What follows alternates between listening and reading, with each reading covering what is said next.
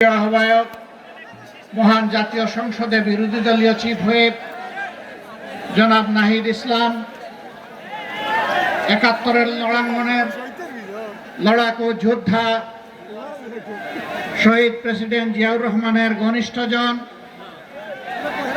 এলডিপির সম্মানিত চেয়ারম্যান জনাব doctor colonel অলি আহমদ বীর বিক্রম সহ ১১ দলের শীর্ষস্থানীয় নেতৃবৃন্দ, মঞ্চে বসা কেন্দ্রীয়, আঞ্চলিক এবং স্থানীয় নেতৃবৃন্দ, প্রিয় বরিশালবাসী, সাংবাদিক বন্ধুগণ, আমার আগে একে একে সম্মানিত নেতৃবৃন্দ গুরুত্বপূর্ণ বক্তব্য রেখেছেন। দুই একটা বিষয় হয়তো বা রিপিট হয়ে যেতে পারে, তারপরেও অতি সংক্ষেপে কিছু কথা বলে আপনাদের কাছ থেকে আজকের মতো বিদায় নিতে চাই ইনশাআল্লাহ। আজকে ভোরবেলা ফজরের নামাজ পড়ে বরিশালের উদ্দেশ্যে রওনা করলাম। আস্তে আস্তে ভাঙ্গা পর্যন্ত মোটামুটি একটা অবস্থায় আসলাম। ভাঙ্গা ছেড়ে যখন বরিশালের রাস্তা ধরলাম, তখন দেখি যে ভাঙ্গার পরেই ভাঙ্গা রাস্তা শুরু হয়ে গিয়েছে। পুরাটা রাস্তা বঙ্গোপসাগরের পানির ঢেউয়ের মতো। রাস্তা আবার মাত্র 2 লেনের, একটা বিভাগীয় শহরের রাস্তা, তাছাড়া পাশে আছে কুয়াকাটা, বাংলাদেশের 2য় বৃহত্তম সমুদ্র সৈকত, নাকি এইটাই বৃহত্তম আল্লাহ ভালো জানেন। এই রাস্তাটা বরিশালবাসীর প্রাণের দাবি যে এটা 6 লাইনে উপনীত হবে। সরকার এই ব্যাপারে কোনো কথা বলে না, সরকারি দলের এমপিরাও কোনো কথা বলে না। কেন তারা বলে না? কেন তারা জোরে আওয়াজ তুলে না? ভোলা বাংলাদেশের অংশ, কিন্তু বাংলাদেশ থেকে বিচ্ছিন্ন। ভোলাবাসীর প্রতি এটা কোনো দয়া নয়, দাক্ষিণ্য নয়, করুণা নয়। ভোলাবাসীর ন্যায্য পাওনা একটা ব্রিজ, সেই ব্রিজ এখনো হয়নি কেন? তার সিদ্ধান্ত এখনো নেওয়া হয়নি কেন? এক থেকে এখনো উঠে নাই কেন? সব কিছুর জবাব আমরা জানতে চাই সরকারের কাছে। প্রিয় বরিশালবাসী, রেল হচ্ছে যোগাযোগের নিরাপদ এবং সহজ মাধ্যম। বাংলাদেশের বিভিন্ন জায়গায় রেল লাইন থাকলেও বরিশালবাসী রেল লাইনের গল্প শুনেছে, রেল লাইন দেখে নাই। কি অপরাধ বরিশালবাসীর? এখানে রেল লাইনও দিতে হবে। এইভাবে ন্যায্য যে দাবিগুলো আছে, আমি সরকারের কাছে আহ্বান জানাই, আপনারা ওয়াদা করেছেন, আপনাদের 31 দফায় বলেছেন আপনারা যদি ক্ষমতায় যান তাহলে সুষম উন্নয়ন করবেন।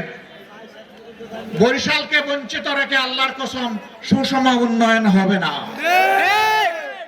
তাদের পাওনা তাদেরকে দিতে হবে, তাহলেই সুষম উন্নয়ন হবে। প্রিয় বরিশালবাসী, সংসদে যেদিন আমি ভোলার ব্রিজের ব্যাপারে কথা বললাম, পরের দিন হাউসে বিরতির সময় এই এলাকার একজন সংসদ সদস্য এসে বলে, আপনি দাঁড়াবেন নাকি? আমি তো দাঁড়ানো অবস্থায় আছি। জি না। বুলায় দাঁড়াবেন কিনা? বলে বুঝলাম না। বলে যে আগামী নির্বাচনে আপনি কি সেখান থেকে নির্বাচন করবেন? আমি বললাম, বাংলাদেশের প্রতি ইঞ্চি মাটিকে আমি অন্তরে ধারণ করি। বুলায় আমাকে দাঁড়াতে হবে কেন? আমিও ভুলার অংশ, ভুলাও আমার অংশ। আমার হৃদয় থেকে বাংলাদেশের 1 ইঞ্চি জমিকে আলাদা করা যাবে না ইনশাআল্লাহ।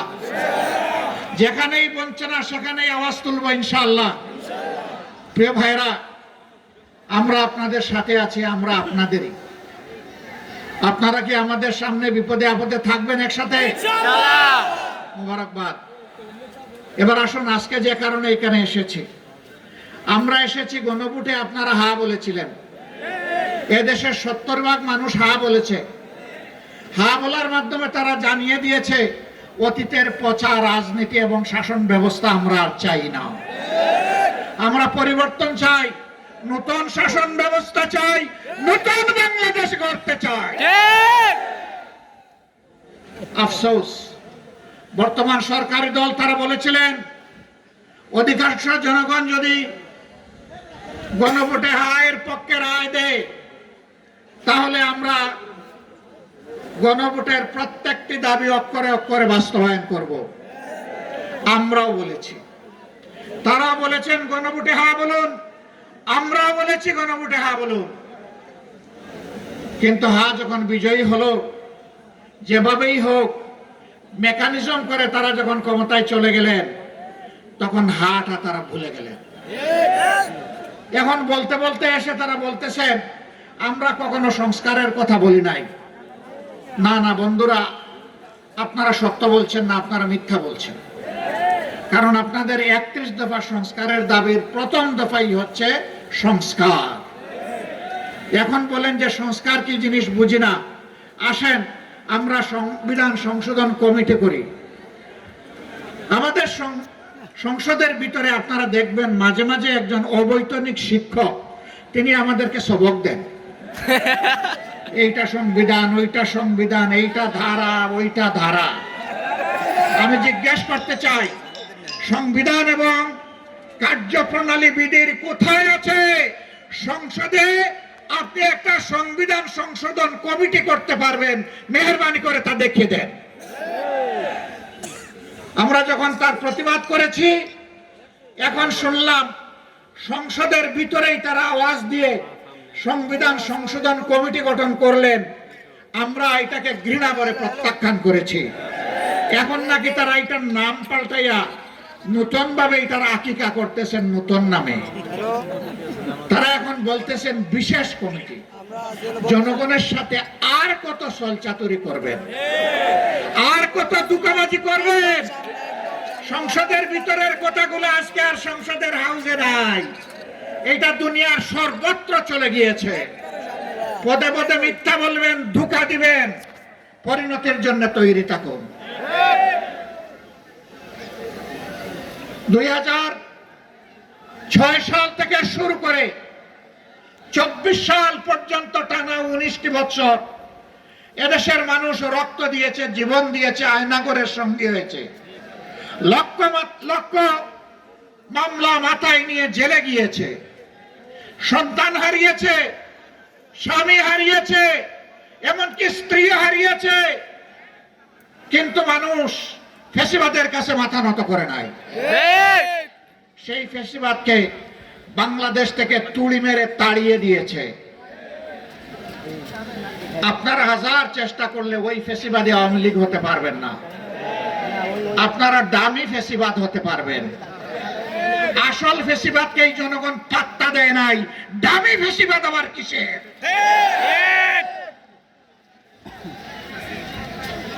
ফ্যাসিবাদ যে পথে হেঁটেছে আপনারা সেই পথে হাঁটছেন। ফ্যাসিবাদের খাসলতের একটারও পরিবর্তন আনেন নাই। 133টা অর্ডিন্যান্স জারি করা হয়েছিল, যেই অর্ডিন্যান্স গুলো ফ্যাসিবাদের জন্ম দিয়েছিল তার সবগুলো বিএনপি রেখে দিয়েছে। এটা জাতির সাথে বিশ্বাসঘাতকতা। তারা বলে সুন্দর করে আমরা আরো ভালো করে এগুলা নিয়ে আসবো। তো এ পর্যন্ত 6 মাস চলে যাচ্ছে, কই ভালো করে তো একটা আনতে পারলেন না।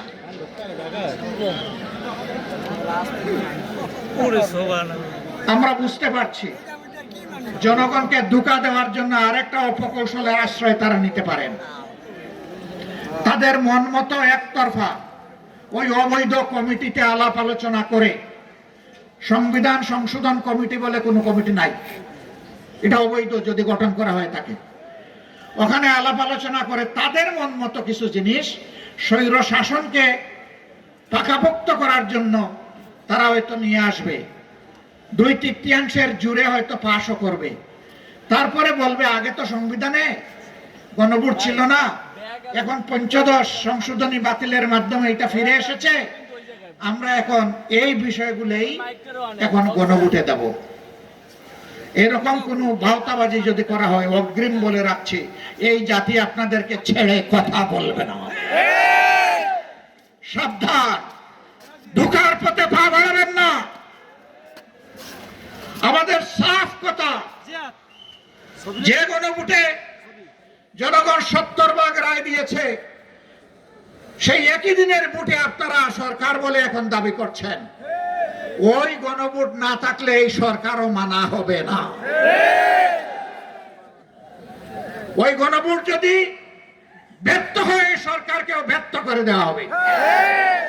ওই গণভোট মানতে আপনাদেরকে এই জনগণ বাধ্য করবে ইনশাআল্লাহ।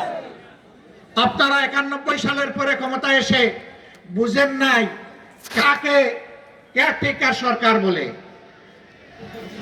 শেষ পর্যন্ত বুঝেছেন ঠিকই। আমরা বলবো জাতির ক্ষতি করে বুঝবেন না, এখনই বুঝুন। আমরা রাজপথে এইভাবে থাকতে চাই না। আমরা সবাই মিলে দেশ গড়ার কাজে অংশগ্রহণ করতে চাই। কিন্তু আপনারা যেভাবে ধাক্কায় ধাক্কায় আমাদেরকে রাজপথের দিকে দিচ্ছেন, রাজপথ জ্বলে উঠলে সেই আগুনে অনেক কিছু পুড়ে ছারখার হয়ে যাবে। 24-এর একটা চমৎকার স্লোগান ছিল আমাদের সন্তানদের, লেগেছে রে লেগেছে, রক্তে আগুন লেগেছে, আগুন লেগেছে, রক্তে আগুন ধরাবেন না। এই প্রজন্মের আর পরীক্ষা নেবেন না। এরা পরীক্ষিত, এরা বিজয়ী, এরা বীর। এই জুলাইকেও ধামা চাপা দেওয়ার জন্য কত কসরত, এইটা ওইটা। 71 সাল অবশ্যই এটি আমাদের গর্বের, এটি আমাদের ইতিহাসের সোনালী অংশ। 24 টানতে গিয়ে 71 টানতে হবে কেন? 71 থাকবে 71-এর মর্যাদায়, 24 থাকবে তার মর্যাদায়। ঠিক। এই 24 আমরা হারিয়ে যেতে দেব না ইনশাআল্লাহ। ইনশাআল্লাহ 24-এর বীরদেরকে যথাযথ রাষ্ট্রীয় সম্মানে সম্মানিত করতে হবে। সে শহীদ হোক আর গাজী হোক। 24 নিয়ে কোনো অবহেলায় জাতি বরদাস্ত করবে না। 24-এর ঐতিহ্য নিয়ে গড়ে ওঠা জুলাই স্মৃতি জাদুঘর, এইটাও ভুলিয়ে দেওয়ার চেষ্টা করা হচ্ছিল আপনাদের দাবি এবং সংসদে বিরোধী দলের দাবির কারণে। ওয়াদা করা হয়েছে আগামী 5 তারিখ তুলে দেওয়া হবে। আমরা কিন্তু এটা আগেই ভিজিট করে এসেছি। সেই ভিজিটে নাহিদ ইসলামও ছিলেন, আমিও ছিলাম, আর ওই সংসদের অবৈতনিক শিক্ষকও ছিলেন। আমরা যদি আবার গিয়ে দেখি এর মধ্যে কোনো পরিবর্তন আনা হয়েছে, আমরা আবার গর্জন করব। আমরা চুপ থাকবো না, তার প্রতিবাদ করব। যদি কোনো ঐতিহ্য গায়েব করা হয়ে থাকে, 16 আনা তাদের কাছ থেকে আমরা তা আদায় করে ছাড়বো ইনশাআল্লাহ। সম্মানিত ভাইরা, আমাদের সাফ কথা, গণভোটের গণরায় মানতেই হবে। যারা জনগণের ভোট মানে না, এরা গণতন্ত্র মানে না, এরা গণতন্ত্রের শত্রু। আমরা চাই না এই সরকারকে আমরা গণতন্ত্রের শত্রু বলি। দেরিতে হলে আমরা অনুরোধ করব, ফিরে আসুন, ফিরে আসুন। জনগণের রায়ের প্রতি আপনারা সম্মান প্রদর্শন করুন। বিরোধী দলের আসনগুলোতে বৈষম্য করা হচ্ছে। বৈষম্যের জন্য জুলাই হয়নি, বৈষম্যের কবর রচনা করার জন্য জুলাই হয়েছিল। সংসদে আমরা তার প্রতিবাদ করেছি। এই বৈষম্য আমরা মেনে নেব না, তার বিরুদ্ধে আমরা জ্বলে উঠবো ইনশাআল্লাহ। সময় থাকতে সাবধান হয়ে যান, সংশোধন হয়ে যান, মানুষের ম্যান্ডেটের প্রতি সম্মান প্রদর্শন করুন। দ্রব্যমূল্যের জাতাকলে জনগণ পিষ্ট।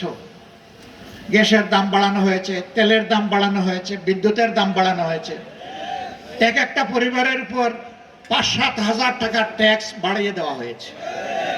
আপনি ফ্যামিলি কার্ড দিয়ে কিভাবে পোষাবেন? এইটা ফ্যামিলি কার্ডে দিবেন 2,500, দাম বাড়িয়েছেন 5,000।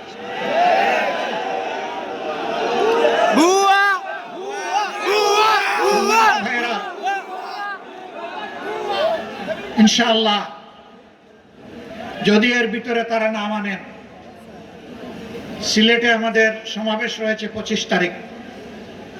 আমরা আশা করব এর ভিতরে তাদের শুভবুদ্ধির উদয় হবে। তারা ঘোষণা দিবেন যে হ্যাঁ, আমরা গণভোট মেনে নিলাম। যদি মেনে না নেন, তাহলে ঢাকার মহাসমাবেশের জন্য আপনারা প্রস্তুত থাকুন। হাতে চিড়া মুড়ি নিয়ে আপনারা রওনা করতে পারবেন তো ইনশাআল্লাহ? আমরা কোনো বিরানি দিতে পারবো না, আমরা ইনশাল্লাহ যদি কিছুই না থাকে রোজা রাখবো, আর না হয় একটুখানি চিড়া আর সামান্য একটু গুড় নিয়ে আমরা রওনা করবো ইনশাল্লাহ। এর শক্তি অ্যাটম বোমার চাইতেও শক্তিশালী। আপনারা রাজি, তৈরি, প্রস্তুত? যে কোনো মূল্যে নিজের অধিকার আদায়ের জন্য লড়বেন ইনশাল্লাহ। লড়াইয়ের পিছন ভাগে নয়, এই নেতৃবৃন্দ সবাই অগ্রভাগে থাকবেন ইনশাল্লাহ। আল্লাহ হাফিজ। বাংলাদেশ জিন্দাবাদ, 11 দলীয় ঐক্য জিন্দাবাদ, ফেসিবাদ নিপাত যাক। আসসালামু আলাইকুম ওয়া রাহমাতুল্লাহ।